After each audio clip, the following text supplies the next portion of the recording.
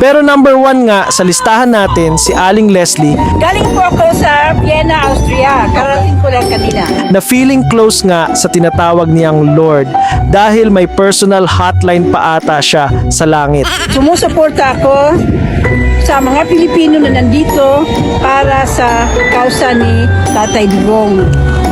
Tita, medyo malamig, medyo di na rin kayo kabataan, pero nandito pa rin kayo ngayon. Oo nga, kasi sabi nga ni Lord, go there, it's urgent. Maraming nagtatanong kung sino kaya yung Lord na sinasabi niya, pati Diyos nga minumura ni Digong yun noon. Who is this stupid God? Stupido talaga itong kung ganun. Baka si Apollo Quiboloy lang pala. Pero super positive si Aling Leslie at high na high ata sa pagiging kulto niya. This is not an accident. Everything has been planned. This is part of God's plans for you and the Duterte and the family and the Philippines. Arise and shine. I speak to your spirit. I speak to your spirit. And tell you, arise and shine.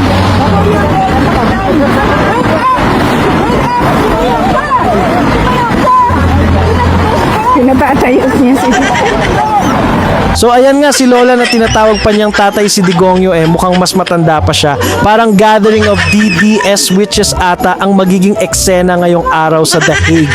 Escucha las palabras de las brujas, los secretos escondidos en la noche, los antiguos dioses invocamos a